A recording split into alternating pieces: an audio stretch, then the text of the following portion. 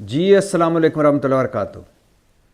आज इमरान खान की कॉल पर इलेक्शन धांधली के ख़िलाफ़ पूरे मुल्क में तहरीक इंसाफ सड़कों पर आई और पंजाब में, इस्लामाबाद में, ख़ास तौर पर पंजाब में जो कुछ तहरीक इंसाफ के वर्करों के साथ हुआ वो अफसोसनाक और शर्मनाक।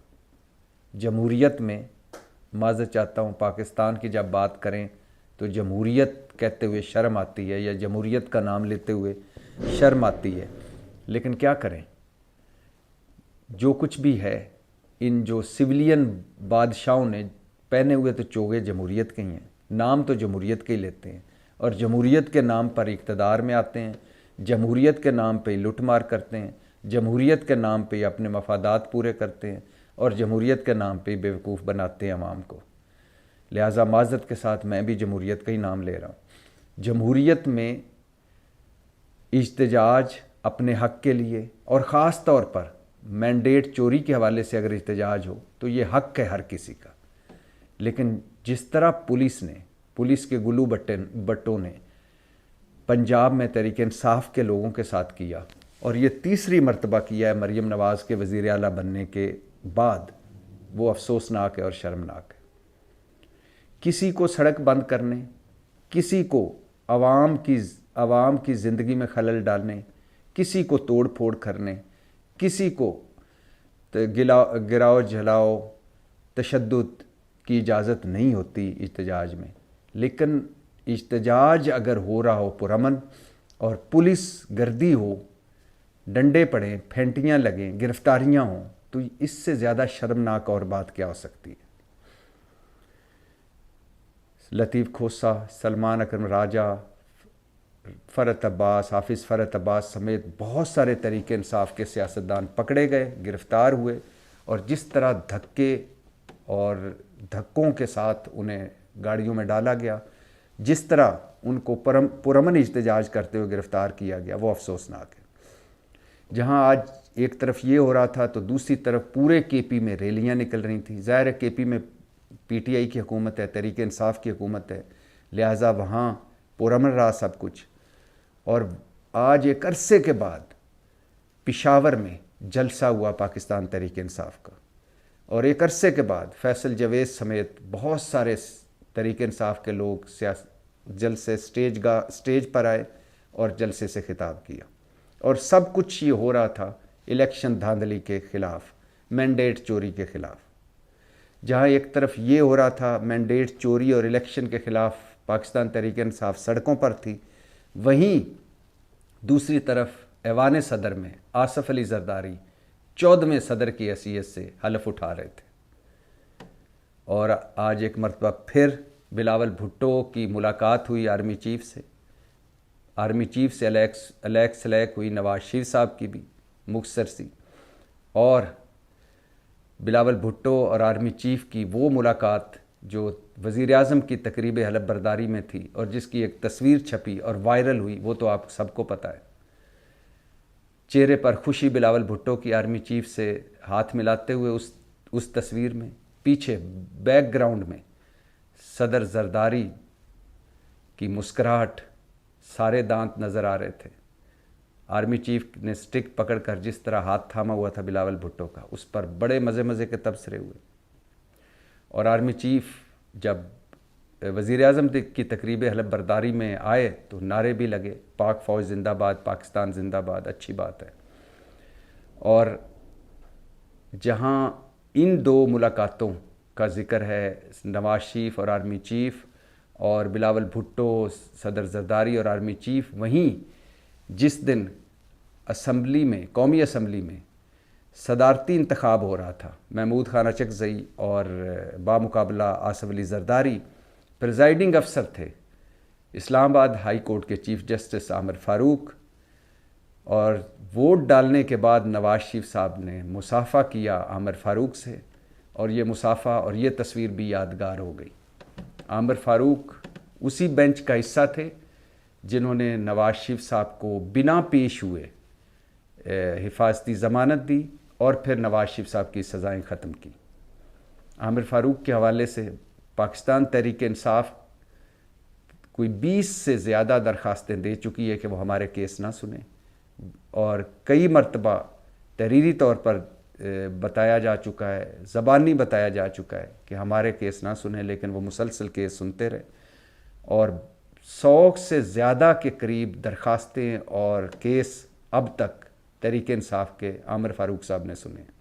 और आमिर फ़ारूक साहब के पास तहरीक इंसाफ के जब केस आते हैं तो उनका एक तरफ 1-1.5 महीने में चंद समातों में नवाज शरीफ साहब की सारी सज़ाएं ख़त्म हुई, और दूसरी तरफ आमिर फ़ारूक साहब तहरीक इंसाफ का जब मामला आता है तो हालत ये होती है कि एक दरख्वास्त इमरान खान ने दी एक केस में, और फिर उस दरख्वास्त को वापस लेने के लिए एक दरख्वास्त दी। तो जो दरख्वास्त पहली दरख्वास्त वापस लेने के लिए दरख्वास्त दी कि मैं लाहौर हाई कोर्ट में हम चले गए हैं तो लिहाजा इस्लामाबाद हाई कोर्ट से केस वापस लेना चाहते हैं, 85 दिन वो दरख्वास्त नहीं सुनी गई और 85 दिन पर मुस्तरद कर दी कि आप पहली दरख्वास्त वापस नहीं ले सकते। तो एक दरख्वास्त दूसरी दरख्वास्त वापस लेने के लिए 85 दिन बाद फैसला आया। तो सदर जरदारी 14वें सदर 411 इलेक्टोरल वोट उन्होंने हासिल किए, 181 महमूद खान अचकज़ई ने। नवाज शरीफ की वापसी पर, सज़ाएँ ख़त्म होने पर, ताहियात नाइली ख़त्म होने पर जो कुछ आलमी मीडिया में लिखा गया वो आपके सामने है। इलेक्शन पर जो कुछ आलमी मीडिया ने कहा हमारे इस इलेक्शन 2024 पर, वो भी आपके सामने है। शहबाज शरीफ के वज़ीर आज़म बनने पर जो कुछ आलमी मीडिया ने कहा वो भी आपके सामने है। नवाज शरीफ के वज़ीर आज़म ना बन सकने पर और जेल में बैठे सी टीम के साथ बल्ला ना होने के बावजूद, प्लेइंग फील्ड ना होने के बावजूद, तहरीक इंसाफ के इलेक्शन जीतने पर जो कुछ आलमी मीडिया में छपा वो भी आपके सामने है। और अब सदर जरदारी के दूसरी मर्तबा सदर बनने पर जो कुछ आलमी मीडिया में छप रहा है वो भी आपके सामने है। बहुत सारी खबरें ऐसी हैं कि जिस पर सर शर्म से झुक जाता है, लेकिन क्या करें। हमने पाकिस्तान को मखौलिस्तान बना दिया है, हमने जमहूरियत को मखौलिस्तान बना दिया है, हमने वोट की इज़्ज़त को मखौलिस्तान बना दिया है, हमने आइन को मखौलिस्तान बना दिया है। आइन पर याद आया, एक फ़ायज़ ईसा काजी जस्टिस बंदयाल चीफ जस्टिस थे। फ़ायज़ ईसा काजी आइन के हवाले से एक तकरीब में, एक सेमिनार जो खैर से कौमी असम्बली में ही हुआ, उसकी एक तस्वीर बड़ी वायरल हुई कि फ़ायज़ ईसा काजी बैठे हैं, एक तरफ इसहाक डार बैठे हैं और एक तरफ जरदारी साहब बैठे हैं। PDM 1 की हुकूमत थी, आइन का जश्न मनाया जा रहा था। 50 साल हो गए थे आइन को, आइन तोड़ने वाली हुकूमत आइन का जश्न मना रही थी। फ़ायज़ ईसा काजी साहब, इसहाक डार और जरदारी साहब, आज जरदारी साहब सदर बन गए, फ़ायज़ ईसा काजी साहब चीफ जस्टिस बन गए, इसहाक डार दूसरी मरतबा वज़ीर बनने जा रहे हैं। जहाँ ये सब कुछ हो रहा था, एक तरफ ऐवान सदर में तकरीब हलफ बरदारी, दूसरी तरफ तहरीक इंसाफ सड़कों पर, वहीं मरियम नवाज़ साहबा एक छुट्टी वाले दिन एक बेकरी में पहुंची अपनी पूरी मीडिया टीम के हमरा, सोशल मीडिया टीम के हमरा, और वो उन्होंने बेकरी के सेल्समैनों से, वर्कर से बातचीत की, उनके मसाइल पूछे। स्कूलों के विज़िट, मुख्तलिफ घरों में जाना, बेकरी में जाना, पूरी मीडिया की टीम के साथ। अच्छी बात है, मरियम नवाज़ साहबा घूम फिर रही हैं, लेकिन मैं हैरान होता हूँ जब हमारे मीडिया में ऐसी खबरें चलवाई जाती हैं इलेक्ट्रॉनिक मीडिया पर और छपवाई जाती हैं कि मरियम नवाज़ एक घर गई और वहाँ से उन मसाइल का पूछा, बेकरी पे गई, स्कूलों में विज़िट करने गई। एक तो ये कि हम इन हुक्मरानों को कोई एक और मखलूक समझ लेते हैं। जब ये हम गरीबों से बात कर लें तो वो ख़बर बन जाती है कि उन्होंने रोक के औरत से हाथ मिलाया, उन्होंने गाड़ी का शीशा नीचे करके हाथ हिलाया, उन्होंने ख़वातीन को देखकर वो मुस्कराए, उन्होंने जलसे में आई लव यू कहा। हम जैसे ही हैं ये लोग यार, पता नहीं ये ख़बर कैसे बन जाती है। और फिर मसाइल पूछना, ये सच है कि जो मरियम नवाज़, जो आप आजकल 99% अवाम के मसाइल हैं, उनका मरियम नवाज़ को क्या पता। अल्लाह ने उनको बहुत कुछ दिया, वो ऐसे घर में पैदा हुई जहाँ हमारे मसाइल, हम जैसे घरों के मसाइल वहीं होते ही नहीं हैं। बिजली का बिल किस्तों में किस तरह करवाया जाता है, गैस का कनेक्शन कट जाए तो कहाँ कहाँ खार होना पड़ता है, थाने कचहरी में क्या क्या चित्तर पड़ते हैं, जब किसी चीज़ पर कब्ज़ा कर ले कोई और कब्ज़ा माफिया तो उसको छुड़वाने के लिए क्या क्या करना पड़ता है, बेटी के जहेज़ के लिए क्या क्या जतन करना पड़ते हैं, बच्चों की फ़ीस ना हो, बच्चों की ख्वाहिशें हों और जेब में कुछ पैसा ना हो तो उस वक़्त कितना जबर करना पड़ता है। और इस हस्पताल बीमारी का एक चक्कर और चल जाए घर में तो किस तरह बजट डामाडोल हो जाता है, और किस तरह बंदा आजकल के हालात में धनिया, सब्ज़ मिर्चों और पुदीने पे लड़ रहा होता है, किस तरह आटा महंगा, कितना महंगा हो गया और किस तरह आटा लाया जाता है, और किस तरह गिन कर, अगर महीने में बारी आ जाए, खुश नसीबी आ जाए तो गिन कर सालन में बोटियाँ डाली जाती हैं और फिर वो गिन कर दी जाती हैं। ये मसाइल कहाँ मरीम नवाज़ साहबा, आसिफ जरदारी, बिलावल भुट्टो को पता, लेकिन बस इन्हीं मसाइल के हल के लिए हमने उनको अपने सरों पर मुसल्लत कर रखा है। और 35 साल से इक़्तिदार की छाँव में बैठे ये लोग, इक़्तिदार भुगताते ये लोग एक मरतबा फिर इस अज़म के साथ आए हैं कि हम आपके मसाइल हल करेंगे।